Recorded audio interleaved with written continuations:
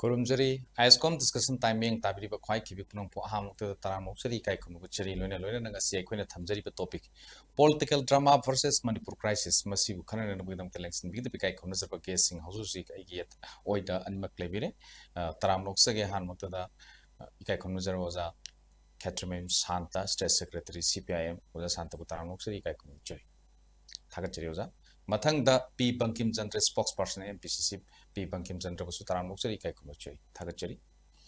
ahan basi ai oja santa da laksage state secretary CPIM da laksage oja akoi gi during ongoing crisis and unrest situation akoi loin khangi masai sta akoi displaced people mayam ama akoi masida dong cha da mayam mayok na lagi Imphal municipal corporation panchayat election pangthok kitri aduga akoi Triumpal Suba Lok Sabha election pangthokre masidai sida taraga nipal Suba Lok Sabha election the mai pakraba miui sing ekoi wasak loba lengak semba loinana ahanba parliament session phamba madai duda ekoi Manipur ki crisis loisnanabagi karigumba wafam amata phongdokna khidaba adugumba amasu laikre haujikna amuk ekoi Parliament ki budget session phammi aduga Manipur ki state assembly ki session phamna bagi damakta ekoi 31st kanu sida ekoi July sida phamma honu bagi damakta sem sarga ngai leine aduna nasai gi leiriba position situation akoi gi ongoing crisis masi da pangthokna leiriba thabak mayam ama masi ekoi miyamna dum unari bani khangnari bani swai matang stani ekoi na thamjari bise political drama versus Manipur crisis kamai thambini kamai habini han hoi asi topic si political drama and Manipur crisis hai bisi adum khanaba nuai ni mam ni ke noida akhoi gi hoji gi Manipur gi lengak pai ba kangbu sing sina drama rum tawba kai noi ma da se mamang da resignation tawni hen tawrkan da chi ga do praja da ga siga hen ba adu gum drama si adum tawba de ge mu tawni adu haini oini ji sum taw adu tawre bisi pangna yaw da ba miyang yu thabu si da na tawni hai bisi ni adu ga madu drama ba na sai ge mana yam phajab drama ma si mai tawge da akoi Manipur gi chief minister se May 3rd gi horokpa 2023 gi masi matung sida Bharat ki Pradhan Mantri Narendra Modi si amukta 1-to-1 unadana natraga phajana phom unadana Manipuri suji wai sana phangdri ado madu is man tawni sumaiba adege adu matang sida khoina juma sa seure haugiba January tang kuma phanda ma unje khoina aduga maduda kuma thoida maduda unari si khoina Prime Minister appointment am logi na bhaibane ado mana madugi Prime Minister appointment logwai si all political parties irrespective of magi opposition natra ruling si khaidana BJP NPF NPP JDU adiga tai somna leiba political party me amase loina mo yawarga madu akoi Prime Minister da delegation am salaga unasi natraga Prime Minister lara Manipur to unan bi habi madi Prime Minister si Manipur je khangdrieba mana haibidi man hoi Prime Pauli Taraman si tawe na du moi Manipur sentiment do ma khangan dum darkar le je hoi khangeba aduna madui matang se ma je mangoda to unana simiu haibise mana lito bo delegation am chasi akoi Manipur ki ma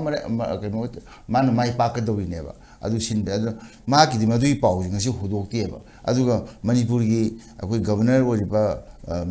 akoi Madam Wiki sidi mangoda su salag hai khoina mana November tang 30 2023 gi maduda khoin salag hai rubani maduda mangoda hai je ken maju prime unno simi hai madu prime minister salag hai reba Manipur political party sing including chief minister yauna akoi nang uno pa mi kumai to si hai prime minister na hauji matam di vote na sale khosel ma tawre aduna madu aigi achin madi mai foreign tour ma to ma yam si lei hai na hai ko adu ma handore ba adu ko akoi gi nusi jaraba mukhyamantri hai tare ne ko akoi leba ki di ma je akoi ma mu chaw le potre ba prajana khandana khotra ma democracy dari chief minister ne ba aduna ma si mangon de gi di prime minister appointment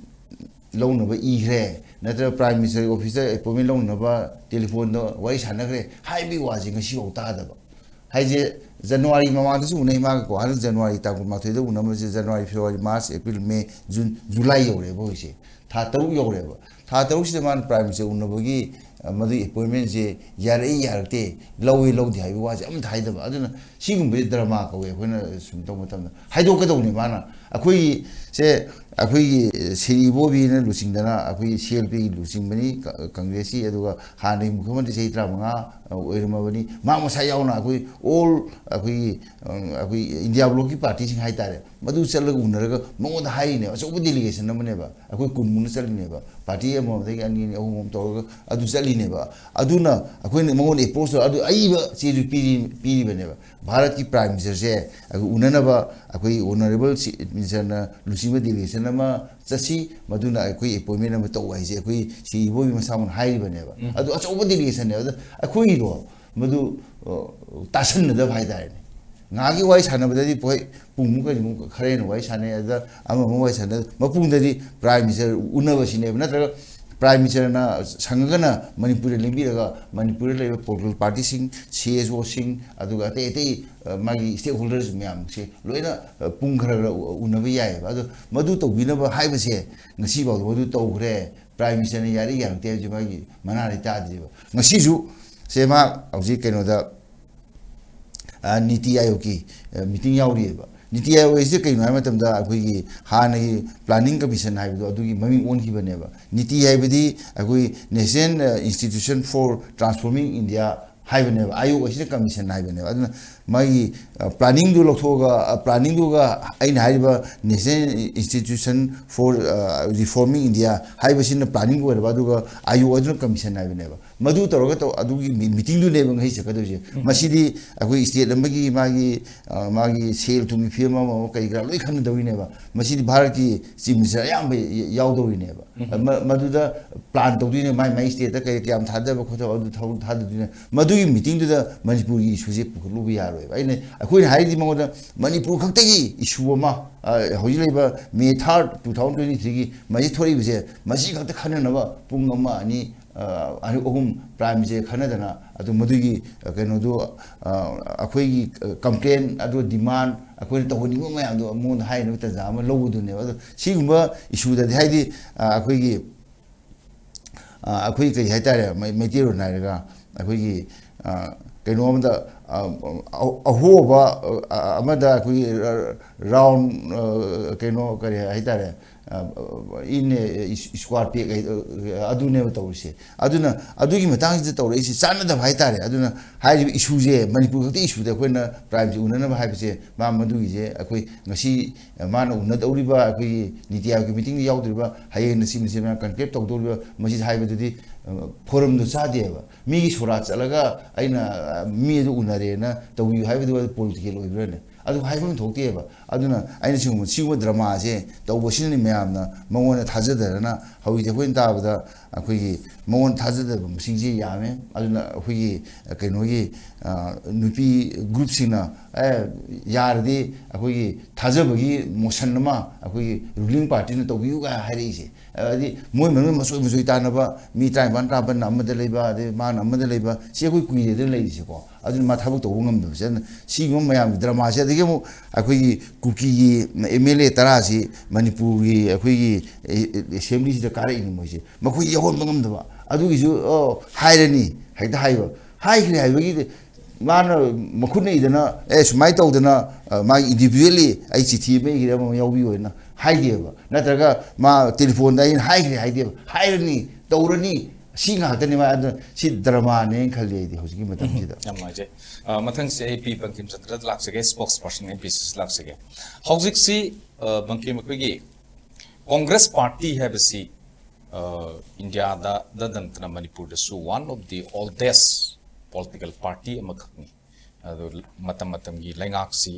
phajana dum pairag leina aduna ngasai gi housik ki hoi ongoing crisis siga mari leina miyam sina mana haining ba mana pining the statement si mai magi thamoi nung do phawo wakalon si adum haidok na re ngang thok na re haitai mobile Facebook da YouTube da aduga TV da radio da do tongan balamji lamjau da ma haining wafam se haidare ansungba wafam sing si lak motam da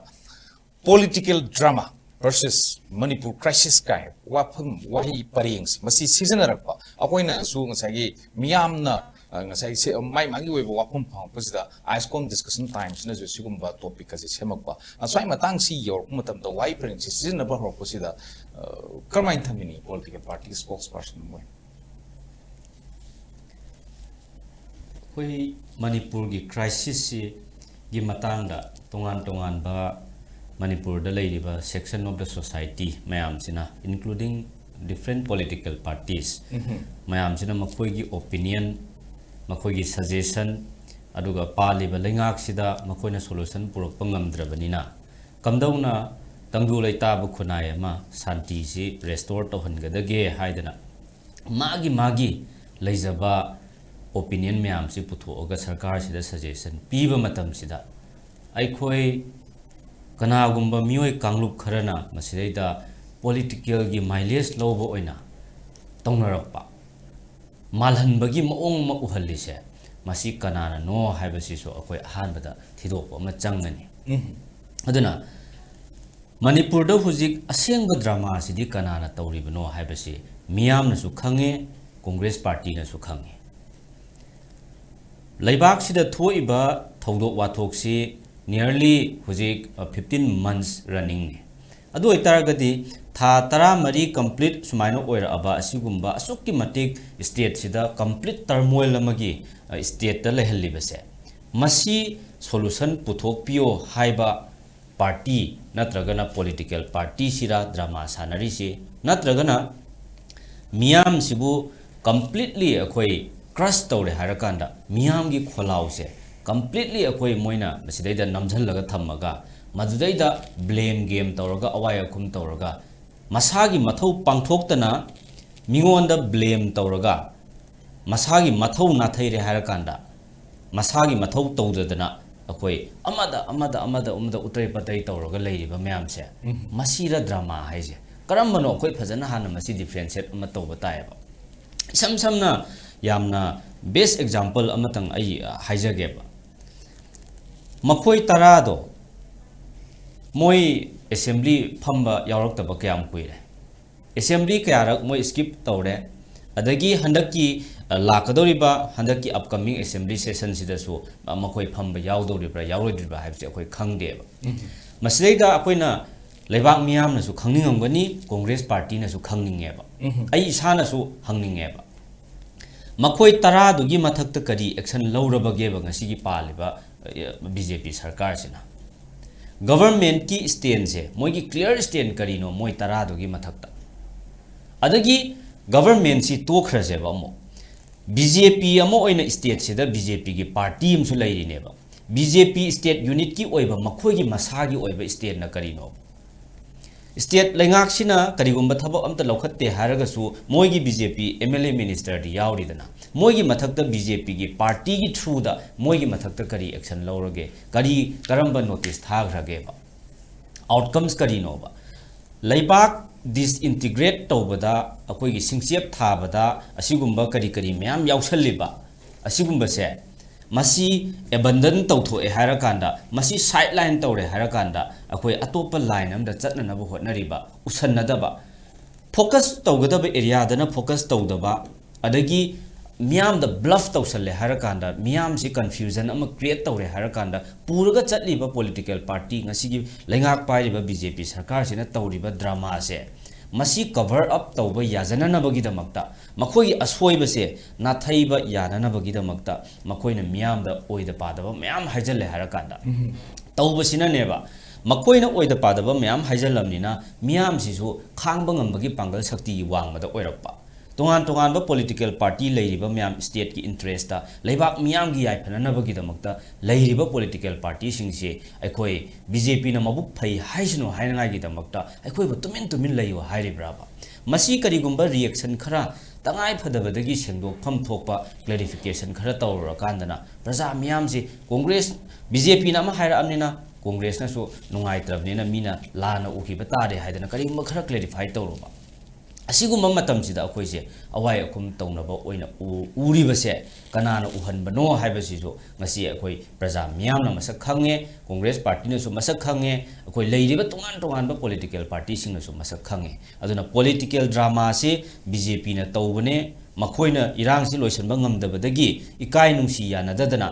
ꯌꯥꯅꯕꯗꯒꯤ ꯃꯤꯌꯥꯝ ꯀꯤꯔꯛꯄꯗꯒꯤ ꯃꯁꯥꯒꯤ ꯃꯔꯥꯜ ꯀꯨꯞꯁꯟꯕ ꯌꯥꯅꯕꯒꯤꯗꯃꯛꯇ ꯃꯣꯏꯅ drama ꯑꯁꯤ ꯏꯅꯤꯁꯤꯌꯦꯠ ꯇꯧꯕꯅꯦ ꯑꯗꯨꯒ ꯃꯤꯌꯥꯝꯗ ꯄꯣꯂꯤꯇꯤꯀꯦꯜꯒꯤ ꯑꯃꯣꯠꯄ ꯀꯔꯤꯒꯨꯝꯕ ꯈꯔ ꯎꯍꯜꯂꯦ ꯍꯥꯏꯔꯀꯥꯟꯗ ꯄꯣꯂꯤꯇꯤꯛꯁꯁꯤ ꯌꯥꯝ ꯍꯪꯒꯣꯏ ꯇꯨꯀꯠꯆꯕ ꯑꯃ ꯑꯣꯏꯅ ꯎꯅꯅꯕ BJP ꯄꯥꯔꯇꯤꯅ ꯁꯤꯟꯕꯅꯦ ꯍꯥꯏꯕꯁꯦ ꯑꯩ ꯁꯨꯃꯥꯏꯅ ꯊꯝꯖꯒꯦ ꯌꯥꯝ ꯅꯨꯡꯉꯥꯏꯖꯩ ꯃꯊꯪ ꯆꯍꯤ ꯀꯩꯅꯣꯗ ꯂꯥꯛꯆꯒꯦ ꯑꯣꯖꯥ ꯁꯥꯟꯇꯗ ꯂꯥꯛꯆꯒꯦ ꯁ꯭ꯇꯦꯠ ꯁꯦꯀ꯭ꯔꯦꯇꯔꯤ CPNꯗ ꯂꯥꯛꯆꯒꯦ CPNꯗ ꯑꯣꯖꯥ ꯁꯥꯟꯇ ꯍꯧꯖꯤꯛꯀꯤ ꯂꯩꯅꯔꯤꯕ ꯁꯤꯆꯨꯋꯦꯁꯟꯁꯤꯡꯁꯤꯗꯩꯁꯤꯗ ꯃꯃꯥꯡꯒꯤ ꯍꯧꯈꯤꯕ ꯑꯩꯈꯣꯏ ꯑꯍꯥꯟꯕ ꯄꯥꯔꯂꯤꯌꯥꯃꯦꯟꯠꯀꯤ ꯀꯩꯅꯣꯗꯨꯗꯗꯤ MP ꯕꯤꯃꯣꯜ ꯑꯀꯣꯏꯖꯝꯒꯤ ꯃꯥꯒꯤ ꯈꯣꯟꯖꯦꯜꯁꯤ ꯑꯗꯨꯝ ꯈꯣꯟꯊꯥꯡ ꯌꯩꯅ ꯄꯥꯏꯊꯣꯔꯛꯑꯦ ꯍꯥꯏꯇꯥꯔꯦ ꯃꯁꯤ ꯑꯩꯈꯣꯏꯒꯤ ꯃꯅꯤꯄꯨꯔ ꯈꯛ ꯅꯠꯇꯅ ꯑꯇꯣꯞꯄ ꯁ꯭ꯇꯦꯠꯁꯤꯡꯗꯁꯨ ꯃꯥꯒꯤ ꯋꯥꯐꯝꯁꯤꯡ ꯃꯌꯥꯝꯅ ꯇꯔꯥꯝꯅ ꯑꯣꯛꯅꯕ ꯑꯗꯨꯒ ꯌꯥꯝꯅ ꯍꯦꯟꯖꯤꯟꯅ ꯀ꯭ꯔꯤꯇꯤꯁꯥꯏꯖ ꯇꯧꯅꯔꯛꯄ ꯋꯥꯐꯝꯁꯤꯡ ꯃꯦꯗꯤꯌꯥꯗ ꯐꯣꯡꯗꯣꯛꯅꯔꯛꯄ ꯋꯥꯐꯝꯁꯤꯡ ꯃꯌꯥꯝ ꯂꯩꯈ꯭ꯔꯦ ꯑꯗ ꯍꯟꯗꯛꯀꯤ ꯗꯦꯜꯂꯤꯗ ꯍꯧꯖꯤꯛ ꯆꯠꯊꯔꯤꯕ ꯁꯦꯁꯟꯁꯤꯗꯗꯤ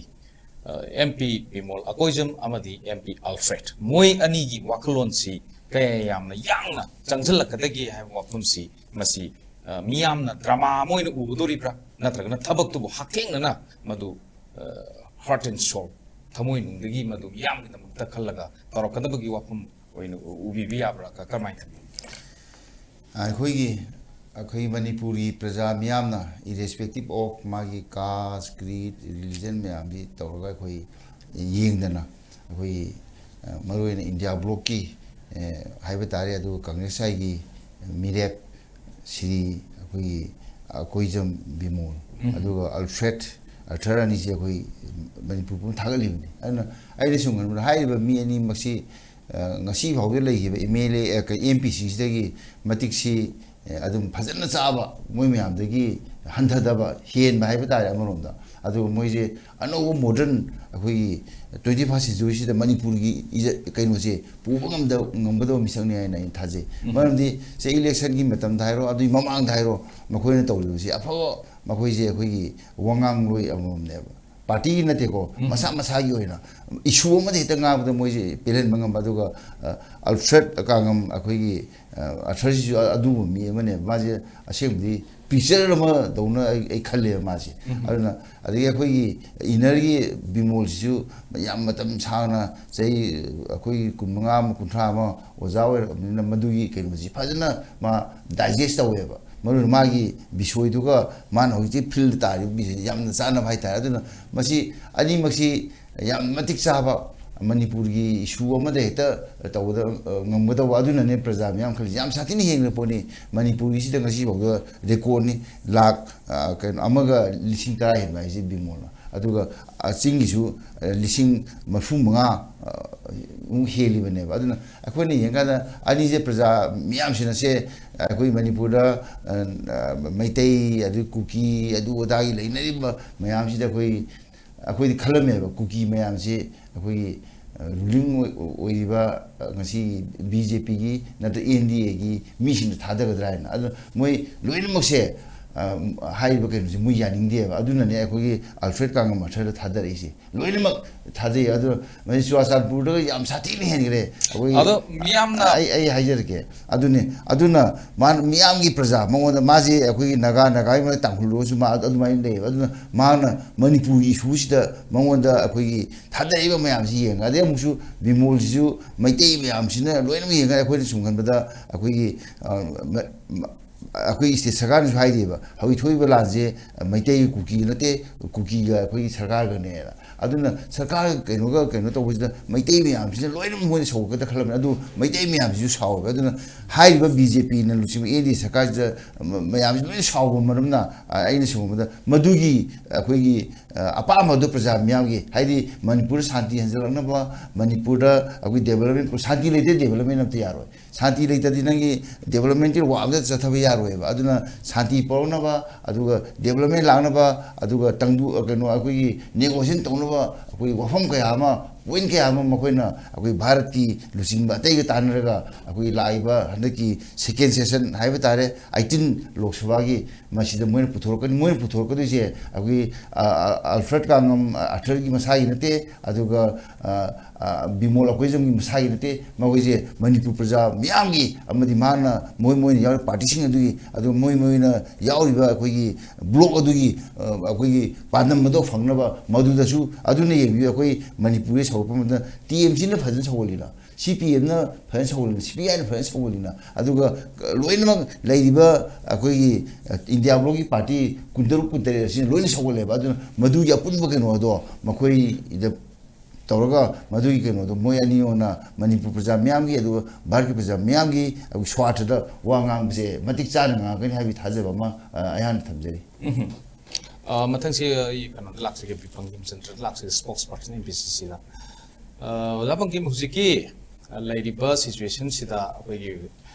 MP Bimol Akoijam अमदी MP Alfred मागी मोय अनीगी वइबा responsible हाइटा मसीगी कनो सी सिचुएशन सी हतकी पार्लियामेंट सिदा करमाइन लाके अखोइना ममांगी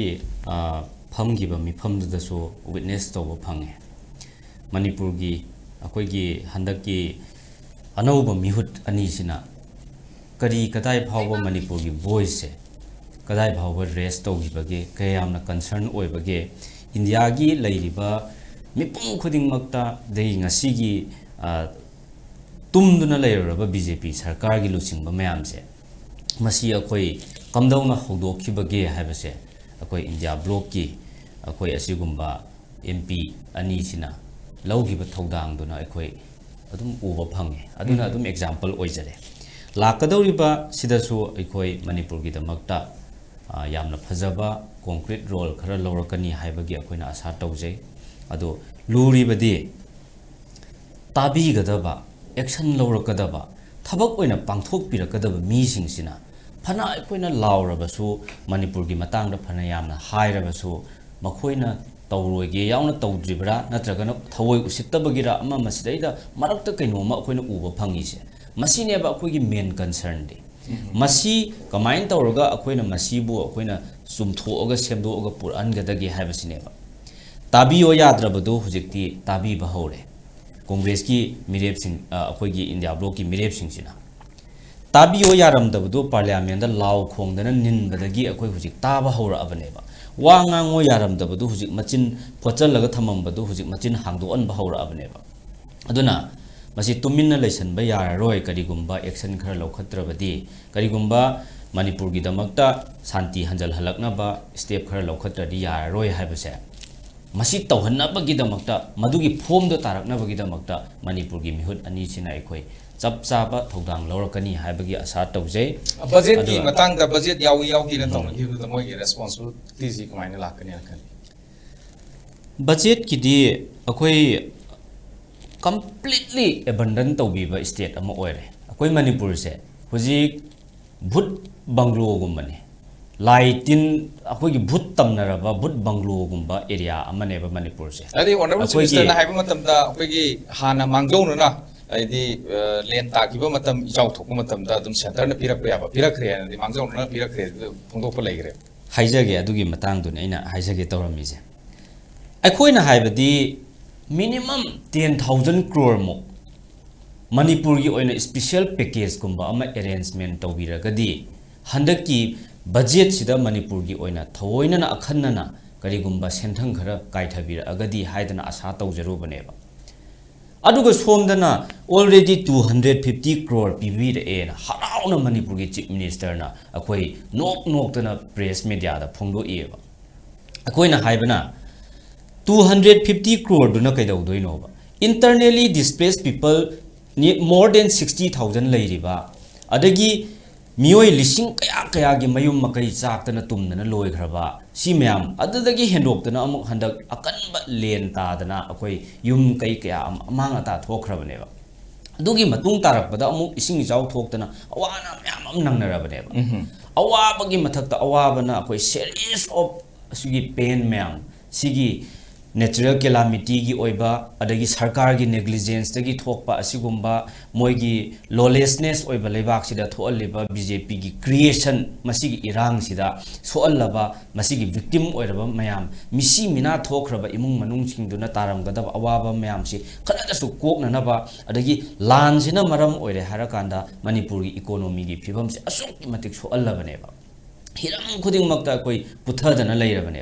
asigumba mayam ji khara da su men khatna na ba peace restore tawraga khakta yaroi ba leibak se hujik mangraba economy mayam ji amuk hangat hanana ba khotna da ba taraga di leibak se akoi pachana awaba mayok na gini ba Sagi uza kanuna thumi bada niti ayok tagi mifam yauna ba dili da husik CM leiri hare ado husik parliament session si hauri budget session si chathari bani manung ni aduna koi gi honorable chief minister na manipur da halakku matamda kari porakku yai ga di kar main aspect of Honorable Chief Minister na Manipur thadok tringai da pibiram by statement adagi ada yaurakanda akoi national media sing da phongdo iba video mayam do koi loin unaraba ngaktane tha tara mari irang thoktana misi minana pik thallaba sidaba prime minister amukta unajage haibada yabiraktraba unaba ngamdraba thak thak nikba makai ki dana akoi kullaga lairiba Manipur gi chief minister duna niti ayok tabu kayam kari Manipur gi interest da wa ngangoba ngamni state ki chief minister amo oibagi magi matam khara pirakpaduda khara panga ngangudo mangaireba hanana BJP gi center da leiriba luchingba singsina yamna Manipur gi damakta concern oibiba oitaragadi parliament gi budget session sida akoi Manipur gi package khara lauthok piram gadabneba budget session si phamdore haibasi Manipur gi BJP state sarkar si so khangine ba adu itaragadi Manipur gi awana si ngasi paliba state si gi BJP sarkar sina tasengna fil tawbiba oitaragadi moi hana special request ama tawramba su yaiba lan si gi ngahak sideline tawgi seba Manipur gi senthungi phibam ji sumaina khara hena mieng changbio haidana moina in return the OBI through telephonic conversation OBI any medium of moi communication do tawning ba tawjasan oba ado special package ama pirak na ba moina lambi so yat lamba natte ba ado loiraga huji haijaruni tawjaruni Manipur gi damakta blessings lawruni kaina chatkiba se masi hoi aphabadi oiraksanu Manipur gi damakta aphaba karigumba khara puraga lakpo oisnu akoina so asa tawe tawigumba sung planning amata yaudana tawthorokpa khuding makse ayam nokningeba masida ai example ama pizage Warren Buffett na hairamba ama layeba an idiot with a plan can beat a genius without a plan haidan ko yam lairamba yai akoi Manipur gi honorable chief minister se lausing yam singamba yai amana pithorokpa presentation magi statement da hekta leibak si mana punamak si ngakpi senbiraba punamak Manipur si moina hobadai loi bau sema abadawna loina moina hujiksu karimata thokta badawna yam phajana nungai nungai na ngangi ba santi hanjale da irang sigi hawrakpham loina khange so hai kari dai tawrakpano ma haidok tabani loina khange na magi statement tongan bada myam hai ne ba Manipur sarkar gi loching basina adokki matik genius oiraba Manipur gi chief minister honorable chief minister gumba misak amana karigumba amata tawthoraktaba yam holo eba yamna asigumba mawong maril tadaba thabak ngata tawthorakpa haibase ma planning sungyaw yawde haibaneba planning yawde strategy leite magi aim and ambition magi aim and objective clear leite haibane ngasi gi BJP lengak se masigi chap chap moigi concrete role and responsibility se masana khangjadeba aduna ni ngahak ngahak ki matam gi yana ba thawdo ama thoakandana thawdo to amagi statement ama kokpisan ba adu loi kharaga tumin ang lesan ba another incident ama thora akandana adu incident dugi kaino ma hek ngangsan ba aduga hek adu loi kharaga phara boining ba sumain tawraga tawbasina di ekoi lebak chalai ba sunya yaroi ba aduna budget ki matang do ising ijawgi hailstorm gi akoi karor chahum pirakhare already sanction tawkhare haidana khotana aduda harauraga leiriba adugi mawongduna di kadaide henba paisa no piraktoise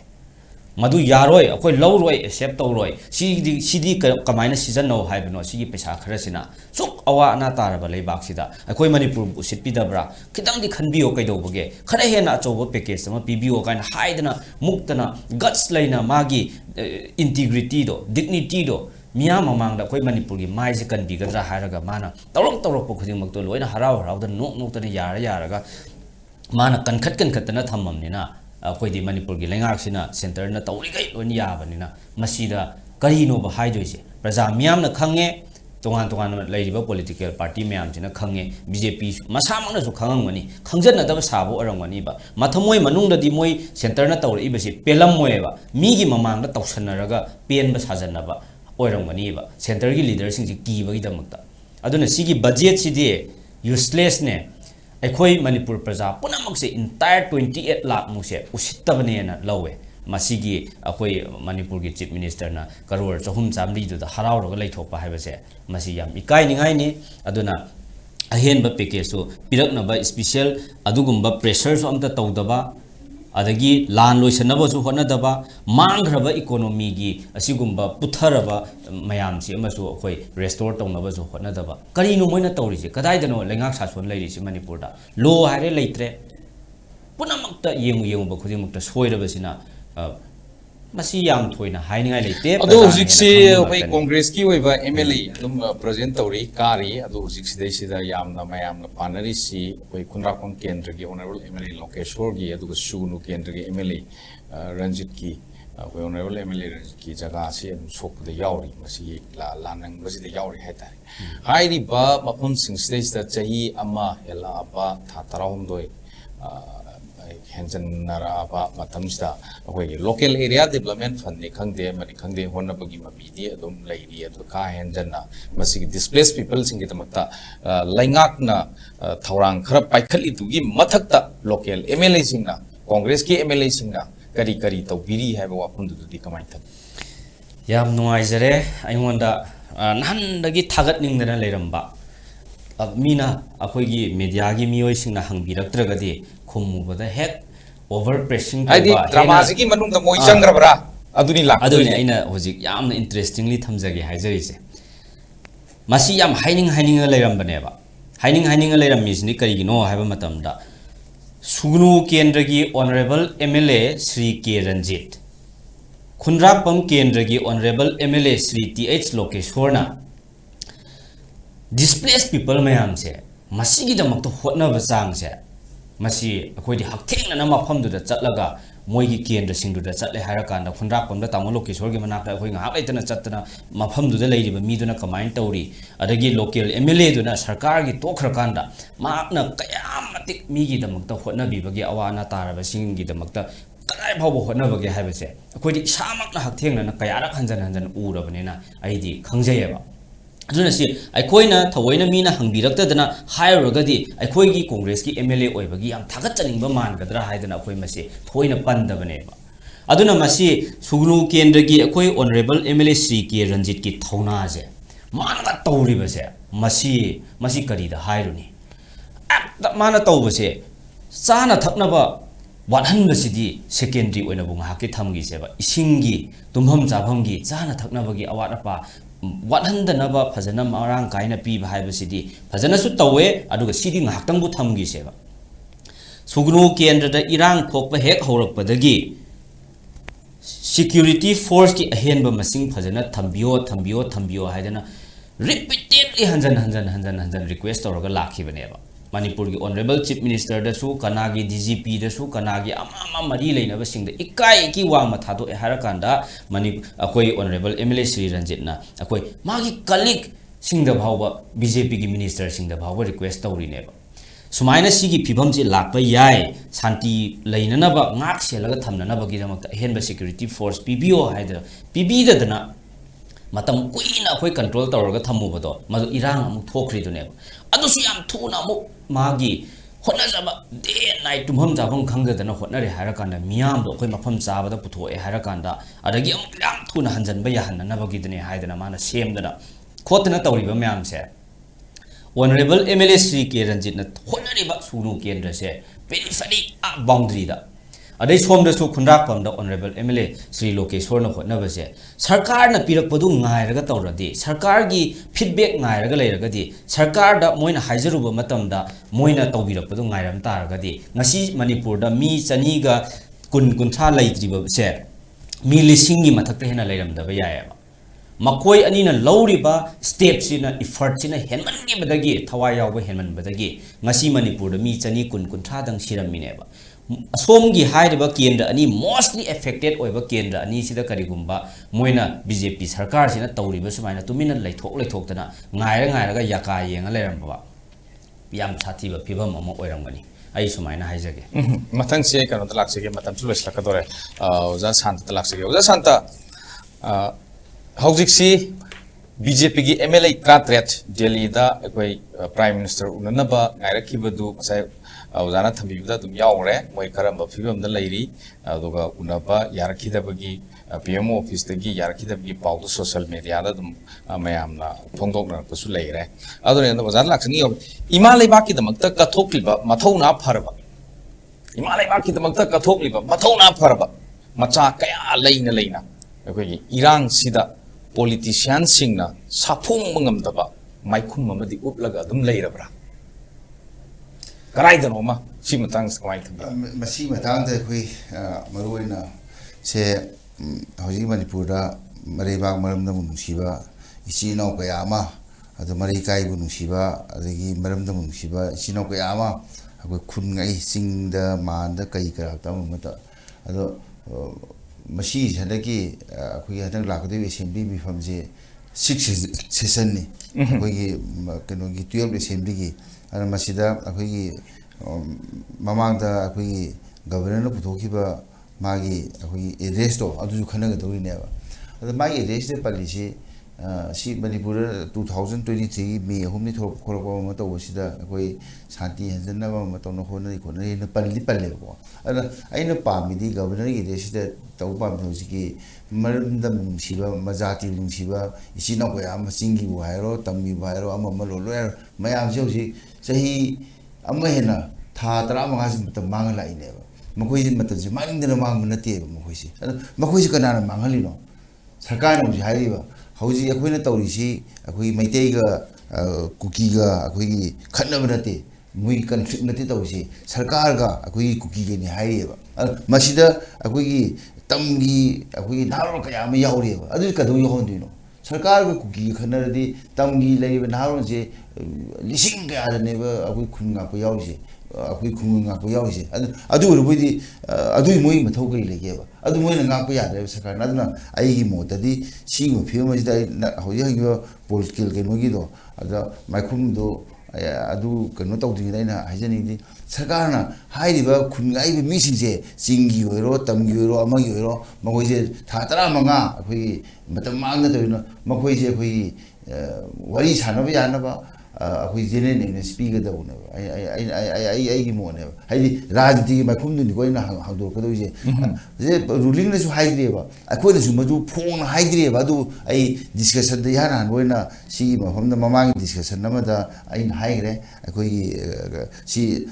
general commission ꯄꯤꯒꯗꯧꯕꯅꯦꯅ ꯃꯔꯝꯗꯤ ꯀꯩꯅꯣ ꯍꯥꯏꯕꯗ ꯈꯨꯟ ꯉꯥꯛꯏꯕꯁꯤꯡꯁꯦ ꯑꯩꯈꯣꯏꯒꯤ ꯃꯈꯣꯏꯁꯦ ꯃꯊꯧ ꯃꯥꯒꯤ ꯃꯌꯨꯝꯒꯤ ꯏꯃꯨꯡꯒꯤ ꯃꯆꯥꯒꯤ ꯃꯁꯨꯒꯤ ꯃꯥꯒꯤ ꯅꯨꯄꯤꯒꯤ ꯇꯧꯒꯗꯕ ꯃꯌꯥꯝ ꯑꯗꯣ ꯊꯥꯗꯣꯛꯑꯒ ꯇꯧꯔꯛꯏꯅꯦꯕ ꯑꯗꯨ ꯃꯁꯦ ꯁꯔꯀꯥꯔꯅ ꯂꯣ ꯑꯦꯟ ꯑꯣꯔꯗꯔ ꯐꯖꯅ ꯉꯥꯛꯄ ꯉꯝꯗꯕꯗꯒꯤ ꯁꯔꯀꯥꯔꯅ ꯌꯥꯝꯅ ꯐꯖꯅ ꯅꯤꯡꯊꯤꯖꯅ ꯑꯩꯈꯣꯏ ꯋꯥꯊꯣꯛ ꯑꯁꯤ ꯂꯣꯏꯁꯤꯟꯕ ꯉꯝꯗꯕꯗꯒꯤ ꯊꯣꯔꯛꯏꯅꯦꯕ ꯑꯗꯨꯅ ꯃꯁꯤꯗ ꯌꯥꯝꯅ ꯐꯔꯕ ꯏꯆꯥ ꯏꯅꯥꯎ ꯀꯌꯥ ꯑꯃ ꯃꯥꯒꯤ ꯒ꯭ꯔꯦꯠ ꯑꯥꯔꯅꯔ ꯀꯌꯥ ꯑꯃꯁꯨ ꯑꯩꯈꯣꯏ ꯂꯩꯈꯤꯗꯕ ꯌꯥꯎꯔꯕꯅꯦꯕ ꯑꯗꯩ ꯑꯃꯅ ꯑꯃꯨꯛ ꯇꯨꯡꯒꯤ ꯐ꯭ꯌꯨꯆꯔꯒꯤ ꯑꯩꯈꯣꯏꯒꯤ ꯐ꯭ꯌꯨꯆꯔ ꯂꯩꯔꯤꯕ ꯇꯨꯡꯗ ꯑꯐꯕ ꯊꯕꯛ ꯇꯧꯒꯗꯧꯕ ꯁꯥꯇ꯭ꯔ ꯅꯍꯥꯔꯣꯜ ꯀꯌꯥ ꯑꯃꯁꯨ ꯃꯁꯤꯗ ꯌꯥꯎꯈ꯭ꯔꯕꯅꯦꯕ ꯁꯝꯅ ꯍꯥꯏꯔꯕꯗ ꯑꯩꯈꯣꯏꯒꯤ ꯏꯆꯥꯅꯨꯄꯤ ꯑꯃꯒꯤ ꯏꯆꯥꯅꯨꯄꯥ ꯑꯃ ꯃꯥꯡꯈꯤꯕ ꯈꯣꯠꯈꯤꯕ ꯂꯩꯗꯅꯀꯣ ꯑꯗꯨꯅ ꯃꯣꯏꯗꯨ ꯑꯩꯈꯣꯏꯒꯤ ꯑꯐꯕ ꯉꯥꯛꯇꯅꯤ ꯈꯜꯂꯅꯤ ꯁꯤꯒꯨꯝꯕ ꯃꯥꯡꯈꯤꯕ ꯃꯌꯥꯝꯁꯦ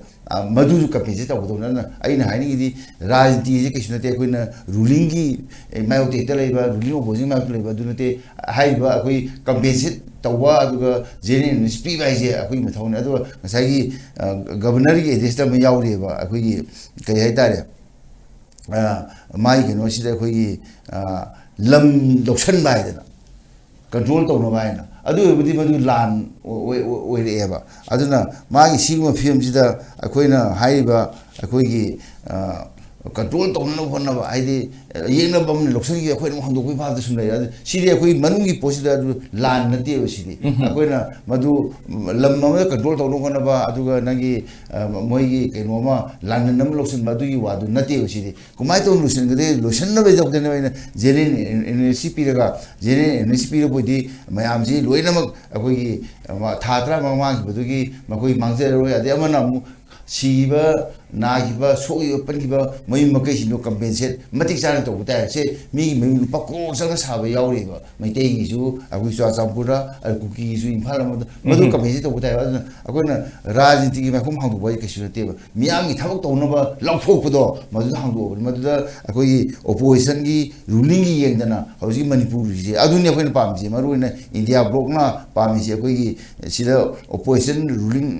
leitana pul pulaga manipur gi issue ji puraga prime se unasi aduga akoi natrana prime ji manipur ko wanji adu madadi akoi ruling mo posing wali te na adu akoi na mai to duna india se du no prime se phamin na ga adi moi na opposition mai to akoi mai amgi akoi yanaba hiram me ang puraga prime se si to bi hai do no prime se su akoi hu confuse to ri bane ba man unaba ya ji ma khangji bane ba matik chana paudi phange hana suna ne ma hai di phange kai to kha madu kai to khangna na bane ba akoi ga akoi me yang mana da akoi manipur political party me yang na manipur CSO sina manipur level stakeholder sina madu nga ga ma ta do ne madu targa ma loina to loksal ga nei na do ne ma ki madu na di ba ma na tai je ami sai khu thang ta bane ba ami sana au filter to ne ba khara adi ma filter adu modi ri yo ne adu ne modi na prime minister na hai do akoi ke na da akoi kari hai ta parliament ami sana ya na fajan to ri do ami saga manipur sim se program phonari do adu ne ba adu na ma se ma ku pau akoi manipur ai wai palan na bai dam te ne ba akoi na mamangi akoi june august akoi no commission motion na to ma no commission motion do proctor di akoi puthokta di yadra ba adu ni ado opposition ai motion na akoi gaurav goin hana wangang na khotana mamangi session to adu na masi ma myam se akoi खनगे दौदी Manipur Laiba अखोई 6 session है तारे 12 assembly की मसीदसु सुजोय सोयदना अखोई सिगी वाफमजे खननब यावदन मै खननब यावदेबा हदकी निमित अखोई तांग कुथामा थोदिगी अखोई जुलाई अगस्त तांग tie थोदि वाफमगनि हाइजे मसीद मसीगी Manipur issue खनन बई अमते यावदे अदु private member akoi business hai tar ko man pukhlo khanani hai adudi si pukhlo tak su yaina specifically manipur issue se kumai to dana maji wai tar center thaji hai bu am yahoni nge ba hai masi no manini numini dei tar khanani bai tai manipur issue se aduna si mo te yaude madu dadi akoi rajniti bjp se do nate akoi congress na adi bjp ne congress se do nate madudi bharat की मकोक थोंगो prime minister सिदा नत्र भारत की सरकार कुमाय तो अखोइना अखोइ union में वाले म तारगा कुमायना मुसी लोसनो होना सिगे नेगोशिएशन तौन होना सिगे हाइबो थमगदौने मदुई खनन बजे अमते यावदेबा अदुना ने अखोइना मयाम दा अखोइ जे याम हेजी ओना अखोइ थम्बा पोस्ट उहनदबा पोस्ट अखोइ कइनो खंगदबा अदुना नमसेला थम्बा यावरेबा मणिपुरी होजिकी बीजेपी नुसिबा अखोइ सरकार सिना मसी अखोइ मदुगी मखुमदुने अखोइना हाउदो पाबि कइनो आइदो अदु मसमाय थम्बा लोसला क्वेस्ट आई कनो तो पंकिम तो लाक्सा होगे हौजिक लेरिबा अखोइ डिस्प्लेस पीपल सिंग मसी सिदैस्ता मखोइ सि सेंथोक लंबी लेनबा थौसिल थौरांग अखोइ मनपुर स्टेट लाइंगाकना सिनबदसु दम पाइखटपा यावबगी ममी ताबसि मयामना दम थेंगनरी अदुबु स्ट्रीट थोलागा मकोइन सेम सारिबा पोचे सिंसी योनबा मसु मयामना दम उरी लंबीदा कोइ गाड़ी लाकपदा मतेंग पांगबिरमु अदु सि पोछि म लौबिगो हाइबसि displaced people singi senthoklabi economic condition da phananaba sem saba honarakpa matam du da puthoi ba pothok singsi miyam na pam da pothok ama oiragadi madu mokoi gi macha masu semba ngamgadra hingnanabagi lambi da mokoi gi nomugi oirei ba natragana ana haye yaurokpa miyoi ba mugi punsi da jahi sum changjna akoi kanosi da relief game ta privilegated home jing da sum leira agadi hingmagi lambi kamai lakadagi habista kamai tham sine yam lurise bjp na deliberately and repeatedly moina miyam sida nam thak tawra chatle bluff tawra brainwash tawra bjp na deliberately miyam sida kayamati oidaba ngangbagi habu manipur praja sida moigi the art of lying BJP की मोगी Huygens बा तौसन बा हाइबगी मोगी skill मोगी art से याम talented ओएबा अदुना मोगी असिगुम्बा Huygens बगी technique से मोगी स्किल से सिना अखोई प्रजा मियाम सिदा रियलिटी दगी नाथैना नबगी दमकता कंफ्यूजन अमा कन्ना मोइना क्रिएट तौरिबा मियाम सिदा सी कंफ्यूजन सी क्रिएट तौरपदगी ने मियाम द ब्लफ तौरप माइंड्स मियाम से ब्लफ तौर अकांदा अखोई से याम तोंगान एक्स्ट्रा ऑर्डिनरी ओइबा मोगी सिगुम स्किल सिना मरम ओइराकांदा मियोइबसे अखोई इशू से मरक मरक कावहनबदौना तौहलपगी फिबम अमा लाकननबा हाइदि फिबुन नमगा मचिन मेनबा याननबई मओंग अइना मसी हाइजरिबै मरमदि हुजिक वहांलुगी पाउखम पिजगे तौबने मियाम जी खम थेंगना वानरे डिस्प्लेस पीपल मियाम से रिलीफ कैंप त लैरिबा अखोइगी लांजेनरबा अवाना तारबा मियाम से अखोइ अयुक्की नुंदांगी सरकारना पिबिरिबा अदगी मियामना नुंसीबिदना मतेंग पांगागा अखोइ खरा चारगा खरा थअगा सुम तुम्मगा मियोइबसे हिंगिसे अयुक्की नुंदांगी चाक चारगा सुम तुम्मगा हौगतलगा चारगा तुम्मगा हौगतलगा चारगा सुम लोइसनगिबा याबा नतेबा अदुना मसी हाइनरकपदगी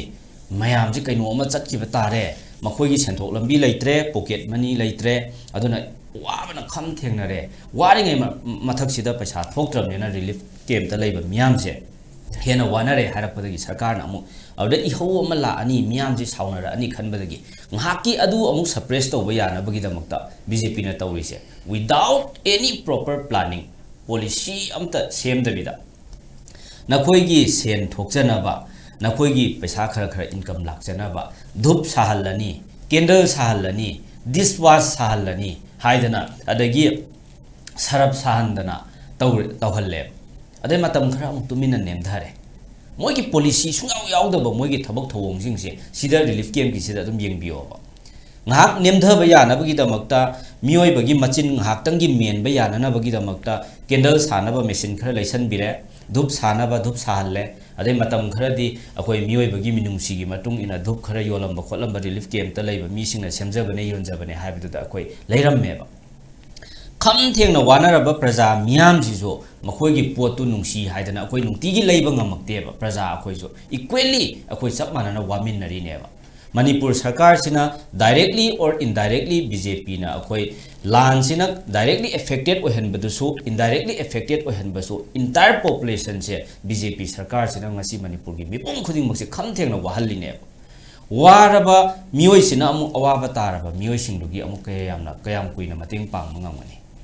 सिदने सरकार से ngak के पंगाई हाइजन बने हाइसे अदुना चप चाबा इकोनॉमी की पॉलिसी अमा सेमगतबा सरकार की ओइबा स्ट्रेटेजी अमा लेतबा विजन यावदना थबक तौबा ngak के निंगक पदो कोगी टेम्पररी की बेसिस ता अदुम थबक तौरगा चटलेबा अदुना नेबा अखोइ परमानेंट सॉल्यूशन अमा लॉन्ग लास्टिंग ओइबा सॉल्यूशन अमता लेत्रिसि मणिपुरदा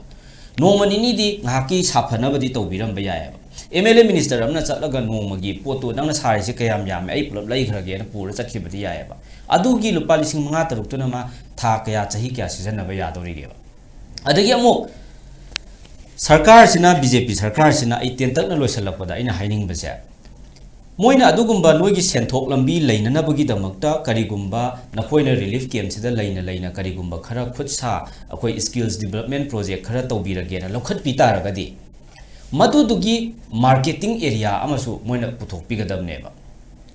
मोइगी प्रोडक्ट मयामदो कदाइदनोबा थादोक्तोइसे मार्केट लेतना कदाइदनोबा मोइदा साहलिबा पोट मयामसे अदुइ तारदी अदुदे इन्वेस्ट तौरिबा पोटुगी इनकम प्रॉफिट तो कदाइ वाइडगी तालक्तोइनोबा अदुना हुजिक वारिङै मथक्तुदा मिनोक मैसा मयामसेगी मरकसिदा अमुकसु इकाइ नुंसी यानना अखोइ लंबी सुरोक्ता अखोइ ममाइ ममित खुमजलगा थोरकपा हौरे हाईवे सिंगसिदा मीगी गाड़ी कन्ना थोरकपा मयामसिदा थत्तना अखोइ मसिदा धूप सि लौबिगो सरप सि लौबिगो अदै कोन फेंगनबा मही सि लौबिगो कैंडल सि लौबिगो न तौ लैरेबा मसी सरकारना करीने खनबनो रिलीफ कैंप लेबा मीसिंगसे असुगी मतिक अवाबा तारबा मीसिंगसे अमुक मखोइगी इज्जत पुनमक योनथोकपिरगा लंबी सोरोक्ता बेगर दौना भिखारी दौना मिंगोंदा हाजरगा पोट योनहलिसि करिगिनोबा मार्केट सु मोइगी अदुगी पोट चैसिंगदु थादोकनबा सरकारना लौबिब्रा अदुगी मफम अमा सिनबिब्रा जो सिनबिदबा अदुनो तौरिसे सरकार से अइना लास्ट अइना हाइनिंगबदे विजन लेते सरकार से proper planning strategy specific oiba moigi goal long term short term amta thamdeba ngak ki yana ba taweba aduna BJP na pangai hajalaga yaroi aduna political drama se BJP na tawbane ꯃꯈꯣꯏꯒꯤ ꯑꯁꯣꯏꯕꯗꯨ ꯉꯥꯡꯉꯨꯔꯀꯥꯟꯗ ꯍꯧꯖꯤꯛ ꯍꯨꯟꯅꯕꯒꯤ ꯑꯋꯥꯏ ꯑꯈꯨꯝꯒꯤ ꯃꯇꯝ ꯅꯠꯇꯦꯅ ꯍꯦꯛ ꯍꯥꯏꯖꯟꯅꯔꯒ ꯑꯗꯣꯝꯗ ꯃꯣꯏꯒꯤ ꯁꯦꯞ side ꯊꯤꯔꯒ ꯐꯖꯕ ꯃꯥꯜꯍꯟꯕꯗꯨ ꯃꯤꯒꯤ ꯃꯃꯥꯡꯗ ꯑꯗꯨꯅꯗꯤ ꯌꯥꯔꯣꯏ ꯍꯥꯏꯖꯕꯅꯤꯗ ꯑꯩꯈꯣꯏꯗꯤ we will keep on telling all the failures of this state government ꯑꯩꯈꯣꯏꯗꯤ ꯂꯦꯞꯄ ꯂꯩꯇꯅ ꯑꯩꯈꯣꯏꯗꯤ ꯑꯣꯄꯣꯖꯤꯁꯟ ꯄꯥꯔꯇꯤ ꯑꯃ ꯑꯣꯏꯅ ꯁꯔꯀꯥꯔꯁꯤꯒꯤ ꯑꯁꯣꯏꯕꯁꯦ ꯍꯥꯏꯒꯅꯤꯕ ꯃꯣꯏꯕꯨ ꯅꯨꯡꯁꯤꯗꯕꯩ ꯅꯠꯇꯦ ꯂꯩꯕꯥꯛ ꯃꯤꯌꯥꯝꯒꯤ ꯏꯟꯇꯔꯦꯁꯇꯅꯦ ꯄ꯭ꯔꯖꯥꯒꯤꯗꯃꯛꯇꯅꯦ ꯑꯗꯨꯒ ꯂꯥꯁ ꯑꯣꯏꯅ ꯑꯩꯅ ꯑꯃ ꯍꯥꯏꯅꯤꯡꯕꯁꯦ Iraq Iran da yamna thawai yawbaneba BJP gi akhoi honorable prime minister se Israel Palestine da yam thawai yawbaneba Ukraine gi war da yam comment pi bane yam thawai yawbaneba adagi relief aids ka yam akhoi gi special aircraft ka tawraga tha baneba in terms of millions of dollars India na mateng pangeba Manipur da na only 250-300 crore khara tawraga sida Manipur gi chief minister na harawra leireba ado aina hainingi di India ki Prime Minister Mahakna atoppa foreign country mayam gi lan khambadi ngamaga lan khambada yam mi gi war du da yam interest leiraga Israel Palestine gi matang da lan gi matang da di wa ngangaga akhoi visit tawba ngamme harakanda Manipur sida masagi lamda cha iba mai sida mana nongda muthatna ba hotna drisi kari gi no ba mase Iraq Iran gi Ukraine gi Israel Palestine gi wari tawr layo haibna teba Manipur gi wari tawbiyo Manipur da lakpiyo haibne space ki wari tawr laireba mana a Mars ki kaino gi sida thaleba ki wari tawr laireba rocket missile gi wari tawr laireba Manipur gi lan macha thut lawbi se masi amatang mana yam usittana tarai na khalliba BJP sarkar na honorable prime minister na yam usittana thoi usittana khalliba Manipur gi state sida thoiba magi leibak si manungda cha iba maiji hana muthat piyo masi sumaina haije yam haije ngasi ascom discussion time na thamjari bi topic political drama versus Manipur crisis masibu khana na bigdam talengsin bi ki pai kai khumnazar ba ges singoja khatrimem Santa state secretary CPIM adoga P Bankim Chandra spokesperson MPCC ges anem ku ascom discussion time ma ke di roi boina thaga chabi kai khno phongtok chabol na ngasi gidam tadi ascom discussion time hawding loi phaw meng tabi ki ba khwai ki bi khno roi boina thaga chabi kai khno phongtok chabol na kainia thangni jari pina birsi kurum jari